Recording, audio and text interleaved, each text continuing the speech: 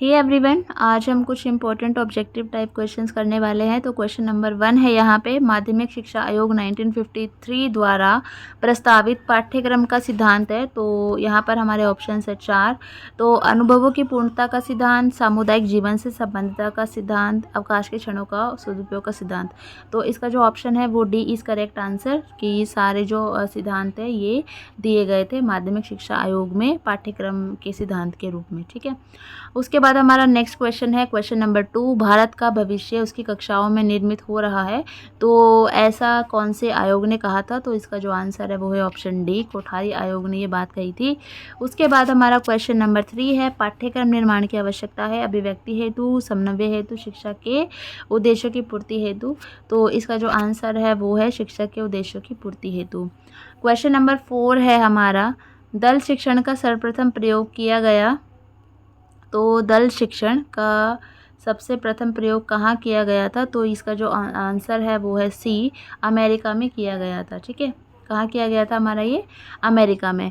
Question number 5 है हमारा यहाँ पर कि राष्ट्रीय पाठ्यचर्या 2005 की कार्यशाला आयोजित की गई। तो कहाँ पे की गई थी? NCERT नई दिल्ली में। आप लोग मुझे NCERT की फुल फॉर्म प्लीज़ अगर कमेंट कर सकते हैं तो प्लीज़ कमेंट कीजिएगा। क्वेश्चन नंबर हमारा 6 है यहाँ पे, विषय वस्तु को छोटे छोटे अंशों में बांटने की जो प्रक्रिया होती है वो सिद्धांत कौन सा कहलाता है? तो वो कहलाता है हमारा किसका? नियोजन का सिद्धांत। ठीक है, जब हम विषय वस्तु को छोटे छोटे अंशों में बांटते हैं और फिर शिक्षण करते हैं तो ये सिद्धांत कौन सा कहलाता है? तो नियोजन का शिक्षण सिद्धांत ये कहलाता है। NCERT जोर देती है, NCERT जोर किस पर देती है? तो बाल केंद्रित शिक्षा पर। ठीक है, चाइल्ड सेंटर्ड एजुकेशन पर। क्वेश्चन नंबर हमारा जो 8 है वो है, राष्ट्रीय पाठ्यचर्या 2005 के अनुसार प्रभावी शिक्षक के लिए आवश्यक है छात्र केंद्रित शिक्षण, योग्य शिक्षक होना चाहिए और दृश्य श्रव्य सामग्री का उपयोग उसे आना चाहिए। तो इसका जो option D is correct answer. Question number हमारा यहाँ पर 9 है, राष्ट्रीय पाठ्यचर्या 2005 के अनुसार पाठ्यक्रम निर्माण का सबसे उपयुक्त सिद्धांत है। तो लचीला होना चाहिए पाठ्यक्रम, मतलब उसके अंदर फ्लेक्सिबिलिटी होनी चाहिए, बाल केंद्रितता का होना चाहिए, क्रियाशीलता, उसके अंदर बच्चा कुछ ना कुछ काम कर रहा हो। तो जो इसका जो ऑप्शन हो जाएगा वो हो जाएगा डी, उपयुक्त सभी इसका जो आंसर हो जाएगा। ठीक है, क्वेश्चन नंबर हमारा जो 10 है वो है, जब बच्चा सर्वप्रथम नक्शे से पढ़ता है तब नक्शा, जब बच्चा पहली बार नक्शे से पढ़ता है तो सर्वप्रथम नक्शा प्रोजेक्ट से ऊपर होना चाहिए, सतह पर पड़ा होना चाहिए, पेपर मशीन पर बना होना चाहिए और लास्ट है विश्व का होना चाहिए, क्योंकि यह सबसे बड़ा होता है। तो अगर जब बच्चा पहली बार नक्शा सर्वप्रथम नक्शे से पढ़ता है तब जो नक्शा है हमारा वो क्या होना चाहिए? प्रोजेक्ट से ऊपर होना चाहिए। ठीक है, उसके बाद हमारा है कि 11 वाला पाठ्यक्रम 2005 के अनुसार। तो क्वेश्चन नंबर 11 है यहाँ पे, पाठ्यचर्या 2005 के अनुसार अध्यापक के गुणों को वर्गीकृत किया गया है कि जो अध्यापक के गुण है वो कितने प्रकार के होने चाहिए। तो इसका जो ऑप्शन है वो है सी। ठीक है, 2 वर्गों में वर्गीकृत किया गया है और वो 2 वर्ग कौन कौन से हैं ये आप लोग मुझे कमेंट सेक्शन में बताएंगे। क्वेश्चन नंबर हमारा 12 है, अध्यापक का विशेष गुण होना चाहिए। क्वेश्चन नंबर 12 है हमारा, अध्यापक का विशेष गुण होना चाहिए और इसको तो आप रट लो, ये बहुत बार पूछा जाता है, इवन इंटरव्यू में भी कभी आपसे पूछा जा सकता है। तो सहनशीलता अध्यापक का सबसे विशेष गुण बताया गया है, क्योंकि वो पढ़ा लिखा हो, उसको कितना भी ज्ञान हो, कितना अच्छा व्यवहार हो, लेकिन अगर वो सहनशील नहीं है तो वो एक अच्छा टीचर नहीं हो सकता, क्योंकि ये बहुत ही विशेष गुण है। हमें तो डाइट में बिल्कुल ऐसे रटवा दिया गया था ये, क्योंकि देखो हम सहनशील नहीं है, मतलब बच्चे हैं और शोर भी करते हैं क्लास में, और मतलब हर तरीके से वो एक क्वेश्चन 10 बार पूछेंगे, 12 बार पूछेंगे, 15 बार पूछेंगे। तो हमारे अंदर इतनी सहनशीलता होना ज़रूरी है। हमें ज्ञान हो और हम सहनशील नहीं है, बच्चा दोबारा पूछने आ रहा है, हम उसको डांट फटकार के भगा देंगे, तो वो फिर एक अच्छा गुण नहीं है। तो इसलिए सहनशीलता अध्यापक का सबसे विशेष गुण माना जाता है। ठीक है, क्वेश्चन नंबर हमारा 13 है, राष्ट्रीय पाठ्यचर्या 2005 के अनुसार अध्यापक की भूमिका है। तो अध्यापक की क्या भूमिका है? शैक्षिक लक्ष्यों की प्राप्ति, शिक्षण प्रक्रिया को प्रभावी बनाना, प्रभावी मूल्यांकन या फिर उपयुक्त सभी। तो इसका जो ऑप्शन है वो है डी, उपयुक्त सभी। शिक्षण में किसने 5 औपचारिक पद दिए हैं? तो ये सबको याद ही होगा। तो इसका जो आंसर है वो है ए, हार्बर्ट ने दिए हैं। और वो कौन कौन से पद है ये आप लोग मुझे कमेंट करेंगे। और प्लीज़ जितने भी मैं क्वेश्चंस बीच में पूछ रही हूँ कि कमेंट कीजिए, तो प्लीज़ कमेंट कीजिएगा, थोड़ा कनेक्टिविटी फील होती है। ठीक है, उसके बाद हमारा क्वेश्चन नंबर 15 है किंडरगार्टन। एक चीज़ मैं और क्लियर कर दूँ, ये स्क्रीन रिकॉर्डिंग में पहली बार यूज़ कर रही हूँ। मेरे पिछले फ़ोन में बहुत ईजिली मुझे अच्छे से रिकॉर्डिंग करनी आती थी, बट ये मुझे थोड़ा सा डिफ़िकल्ट लग रहा है, तो मे बी बीच बीच में कहीं मैं नहीं कर पा रही हूँ, ठीक है, तो थोड़ा सा ये एडजस्ट कर लेना। तो हाँ, क्वेश्चन नंबर हमारा 15 है किंडरगार्टन पद्धति में शिक्षक की भूमिका होती है, तो इसका जो आंसर है वो होती है एक पथ प्रदर्शक की, ठीक है, किसकी होती है, पथ प्रदर्शक की, एक फैसिलिटेटर की। उसके बाद हमारा क्वेश्चन नंबर यहाँ पर 16 है किस धारा के अंतर्गत शिक्षकों के लिए अकादमिक उत्तरदायित्व निर्धारित किया गया है, ठीक है, जो एकेडमिक हमारी अकाउंटेबिलिटी होती है, ठीक है, तो वो किस धारा के अंदर हमारा है जो वो निर्धारित किया गया है, तो इसका जो आंसर है वो है आंसर बी, ठीक है, धारा 24। खेल पद्धति के प्रवर्तक माने जाते हैं, तो खेल पद्धति के प्रवर्तक कौन माने जाते हैं, हेनरी कॉर्डवेल कुक, ठीक है। उसके बाद हमारा है क्वेश्चन नंबर 18 खेल पद्धति पर आधारित शिक्षण विधि नई है। ये नई वाले क्वेश्चन बहुत ध्यान से देखने हैं आपको, ठीक है, इन्होंने नहीं पूछा है, तो डॉल्टन, व्याख्यान, मॉन्टेसरी और किंडरगार्टन, ठीक है। तो जो इसका मतलब ऑप्शन से ही पता चल रहा है कि व्याख्यान पद्धति खेल उस पर पद्धति पर आधारित नहीं है, क्योंकि व्याख्यान में तो खेल का कुछ काम ही नहीं है, ठीक है। क्वेश्चन नंबर 19 है किंडरगार्टन पद्धति का संस्थापक कौन था, तो इसका जो आंसर है वो है ऑप्शन सी फ्रेडरिक फ्रॉबेल, ठीक है। सूक्ष्म शिक्षण का समय है, तो इसका जो आंसर है वो है बी 5 से 10 मिनट, ठीक है। क्वेश्चन नंबर 21 है साहचर्य विधि का आविष्कार किया, तो साहचर्य विधि का आविष्कार किसने किया था, ये किया था मौर्य मॉन्टेसरी ने, ठीक है।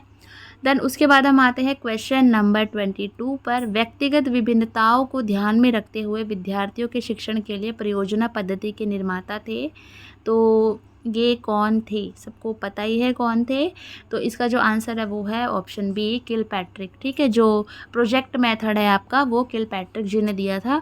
उसके बाद हमारा है क्वेश्चन नंबर 23 प्रोजेक्ट विधि का प्रयोग सबसे पहले सामाजिक विज्ञान में किसने किया, तो इन्होंने ये पूछा कि प्रोजेक्ट विधि का निर्माता किलपैट्रिक था, लेकिन इसको सामाजिक विज्ञान में सबसे पहले किसने उपयोग किया, तो इसका आंसर भी क्या हो जाएगा हमारा, क्या हो जाएगा, किलपैट्रिक, ठीक है। क्वेश्चन नंबर हमारा 24 है राष्ट्रीय सामाजिक अध्ययन शिक्षण का राष्ट्रीय पाठ्यक्रम बनाया गया, तो ये कब बनाया गया था हमारा, ये बनाया गया था हमारा 2005 में, ठीक है। उसके बाद हम बात करते हैं क्वेश्चन नंबर 25 की भारतवर्ष में सामाजिक विज्ञान को पढ़ाने के लिए पाठ्य योजना आधार पर बनती है, तो किस आधार पर भारत में सामाजिक विज्ञान पढ़ाने के लिए पाठ्य योजना बनती है, हर्बर्ट की पंचपदीय प्रणाली, मॉरिसन प्रणाली, रूसो प्रणाली या फिर डीवी प्रणाली, तो इसका जो आंसर है वो है हर्बर्ट की पंचपदीय प्रणाली, ठीक है। क्वेश्चन नंबर 26 है शिक्षण को रोचक तथा सार्थक बनाने के लिए सबसे अधिक महत्वपूर्ण है पाठ्यपुस्तक, कंप्यूटर, चार्ट या श्रव्य दृश्य सामग्री, तो इसका आंसर है वो है डी, ठीक है, इसमें वो सारे इंक्लूड इसी के अंदर आ जाएंगे, दृश्य श्रव्य। उसके बाद हमारा है क्वेश्चन नंबर 27 शिक्षण पढ़ाते समय सबसे पहले क्या बनाया जाता है, वार्षिक योजना, दैनिक पाठ्य योजना, प्रतिमान या फिर इकाई योजना, तो 27 का आंसर है इकाई योजना, ठीक है। शिक्षण पढ़ाते समय सबसे पहले जो टॉप पे आता है वो है दैनिक योजना, दैनिक पाठ्य योजना तो बाद में आती है, सबसे पहले इकाई योजना बनाई जाती है, ठीक है।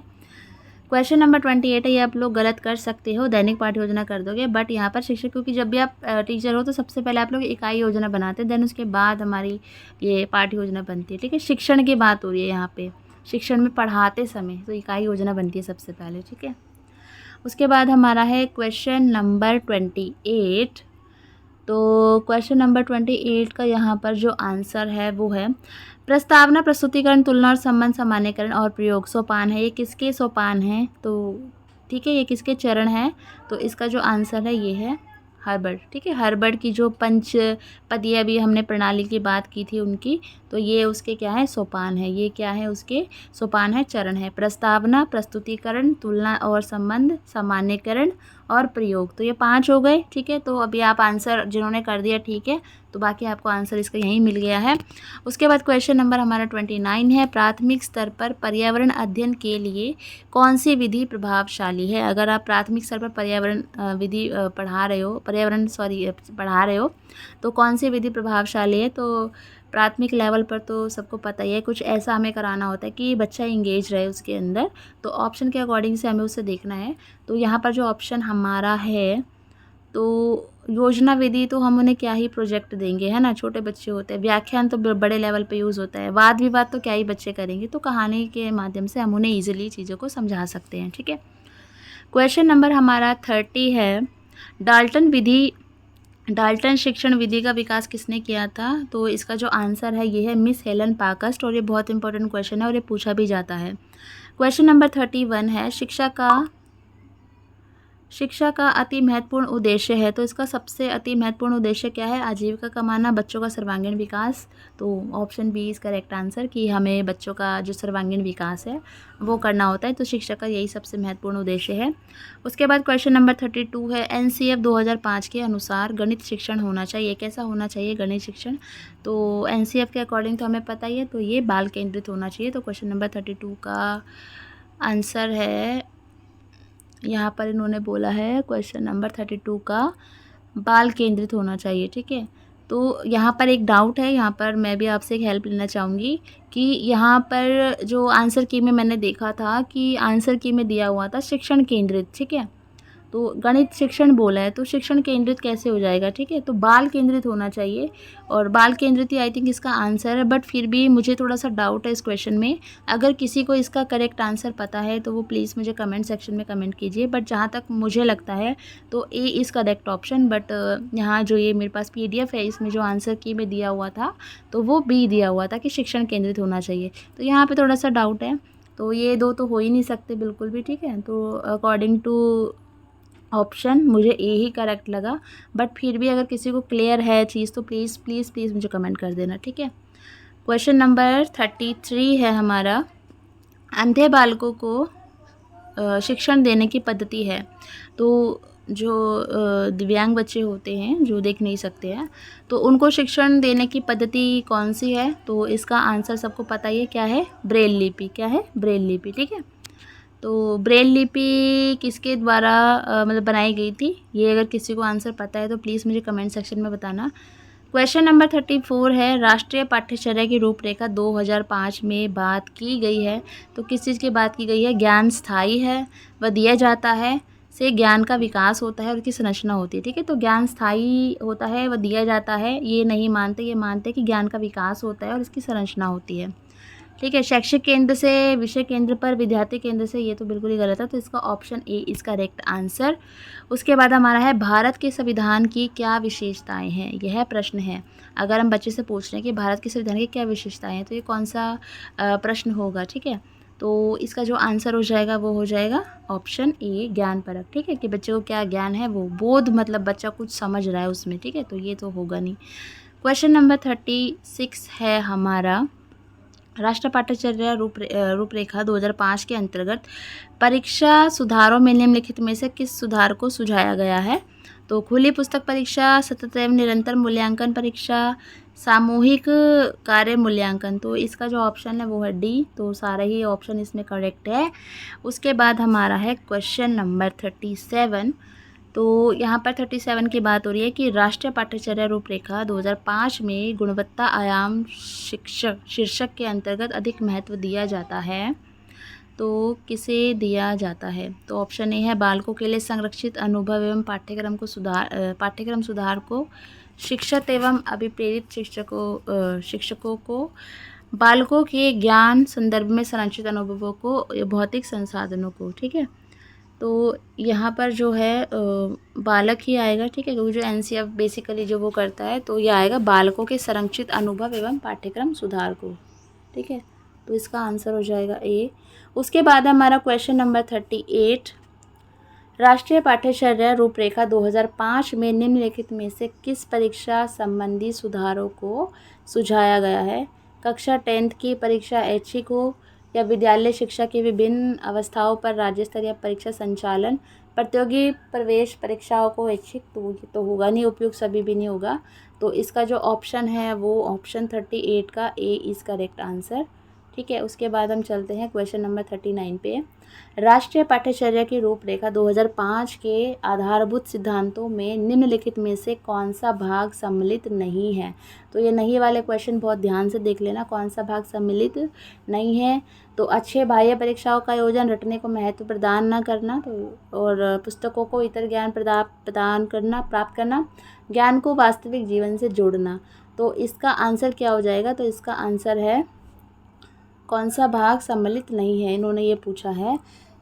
ठीक है, तो इसका जो आंसर है वो बी है।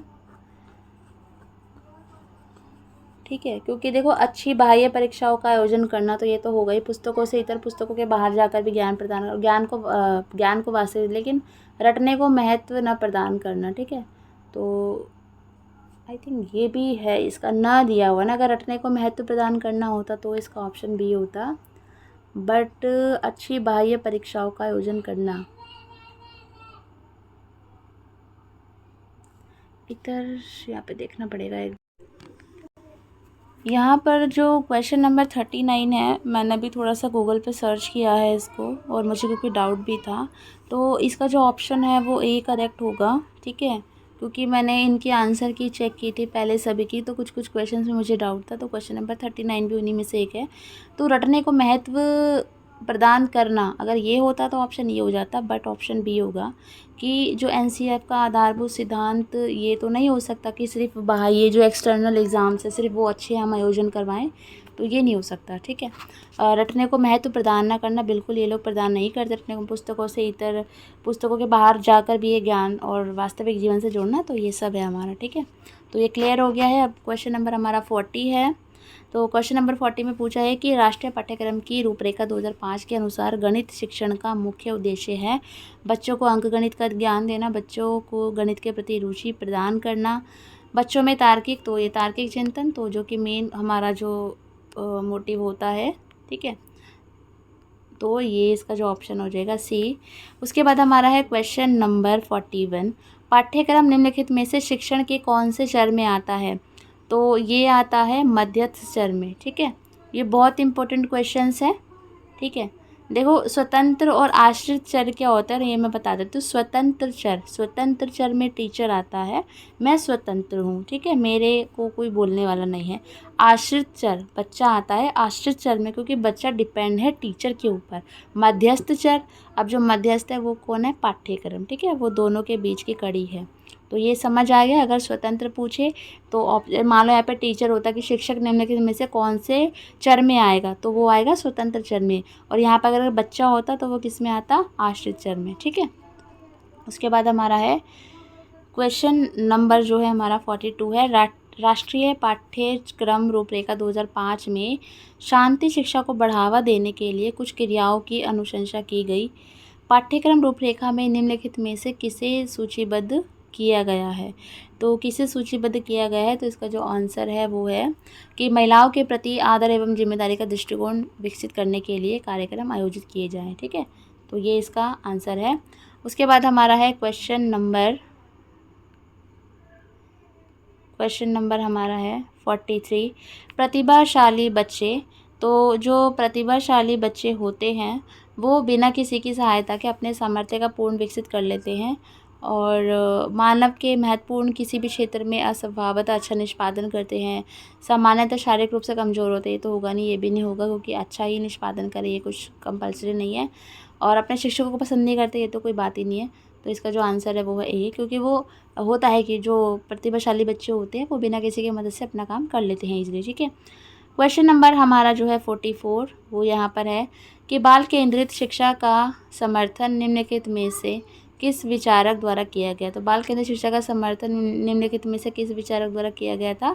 तो इसका जो आंसर है वो जॉन डेवी, और बहुत इंपॉर्टेंट क्वेश्चन है। ठीक है, ये पूछा जाता है एग्ज़ाम में, तो बहुत इंपॉर्टेंट है। उसके बाद हमारा है क्वेश्चन नंबर 45, एकल अभिभावक वाले बच्चे को पढ़ाते समय शिक्षक को, जो सिंगल पेरेंट होते हैं तो उनको पढ़ाते समय टीचर को, तो यहाँ पर हमारे 4 ऑप्शन दिए गए हैं। कि स्थिर और एक रूप वातावरण उपलब्ध कराना, कि एक ही जैसा हम उसको इन्वायरमेंट दें, इस तथ्य को अनदेखा करना चाहिए और ऐसे बच्चे के साथ अन्य बच्चों के समान व्यवहार करना चाहिए। हमें ये भूल जाना चाहिए कि सिंगल पेरेंट बच्चा है, ऐसा नहीं सोचना चाहिए, और जो नॉर्मल हम बच्चों के साथ बिहेव कर रहे हैं ऐसा उसके साथ करना चाहिए। तीसरा है, इस प्रकार के बच्चे के साथ भिन्न प्रकार से व्यवहार गलत है, ऐसे बच्चों को कम घर का काम देना चाहिए, बिल्कुल गलत है। तो इसका जो आंसर हो जाएगा वो आंसर हो जाएगा हमारा बी। ठीक है, तो इसका आंसर क्या हो जाएगा हमारा बी। ठीक है, उसके बाद हमारा है क्वेश्चन नंबर 46, वर्तमान समय में शिक्षा का सबसे उपयुक्त उपागम कौन सा है? तो वर्तमान समय में शिक्षा का सबसे उपयुक्त उपागम क्या है? सृजनवादी उपागम। ठीक है, कौन सा है? जो जिसमें क्रिएटिविटी आए बच्चों के अंदर, सृजनवादी उपागम। ठीक है, उसके बाद हमारा है क्वेश्चन नंबर 47। क्वेश्चन नंबर 47, परीक्षा में विद्यार्थियों को से किस प्रकार के प्रश्न पूछे जाने चाहिए?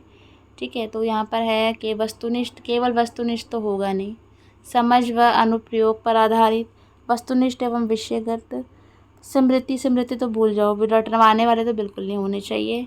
ठीक है, और ये समझ और अनुप्रयोग पर आधारित, तो सी करेक्ट आंसर है। उसके बाद हमारा है शिक्षा का अधिकार। ये जो क्वेश्चन नंबर 48 है, बहुत बार पूछा गया है।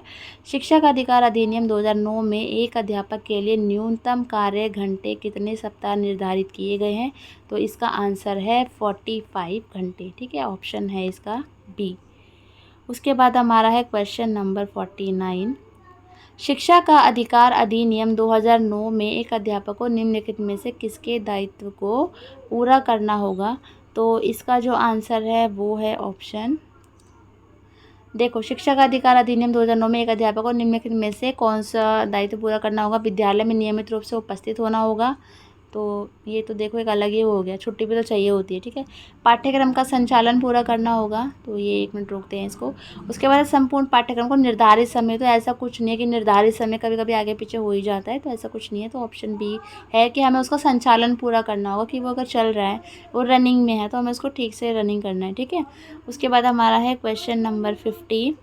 क्वेश्चन नंबर हमारा 50 है, शिक्षा का अधिकार 2009 शिक्षा का अधिकार जो अधिनियम है 2009 में निर्दिष्ट किया गया है कि कक्षा 1 से 5 तक के यदि प्रवेश दिए गए विद्यार्थियों की संख्या 200 से अधिक है तो विद्यार्थी अध्यापक का आवश्यक अनुपात होगा।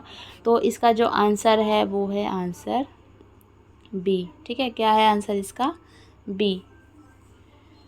इन्होंने बोला है कि जो क्लास प्राइमरी होती है 1st to 5th, वहाँ पर अगर 200 से अधिक बच्चे हैं, अगर 201 बच्चा भी है तो विद्यार्थी अध्यापक आवश्यक अनुपात होगा। तो यहाँ पर है कि 40 बच्चों पर एक टीचर होगा। ठीक है, इसका कहने का मतलब ये है। अब वो 250 बच्चे भी हो सकते हैं, वो 299 बच्चे भी हो सकते हैं, 200 प्लस की बात हो रही है यहाँ पर। ठीक है, तो क्या आएगा यहाँ पर? 40:1। उसके बाद हमारा है क्वेश्चन नंबर 51, भारतीय संविधान के अनुच्छेद 41 व 46 किसके कल्याण से संबंधित है? तो आर्थिक रूप से पिछड़े व्यक्तियों से। तो ऑप्शन ए इसका करेक्ट आंसर है। उसके बाद हमारा question number 52 and last question है, भारत के संविधान में किसके लिए निःशुल्क अनिवार्य शिक्षा है? तो सभी छात्रों के लिए, 14 वर्ष तक के सभी बच्चों के लिए, सभी छात्र एवं प्रौढ़ों के लिए, या सभी नागरिकों के लिए? तो इसका आंसर है बी। ठीक है, तो ये इसका ऑप्शन है। तो होप ये वीडियो आपके लिए हेल्पफुल रहे। प्लीज़ अपने दोस्तों के साथ शेयर ज़रूर कर देना, और कहीं किसी क्वेश्चन का आंसर मैंने गलत दिया हो, क्योंकि मैं भी आपकी तरह ही एक लर्नर हूँ। ठीक है, तो कहीं वैसे मेरी कोशिश रही है कि मैं आपको एक ऑथेंटिक आंसर बता सकूं, बट फिर भी कहीं कुछ गलती से कुछ मैंने आगे आपको कन्वे कर दिया हो, डिलीवर किया हो, तो प्लीज़ मुझे मेरी मिस्टेक ज़रूर बताइएगा। कोई सजेशन हो तो वो भी बताइएगा। और होप आपको वीडियो अच्छी लगी हो तो प्लीज़ लाइक कर देना। Thank you.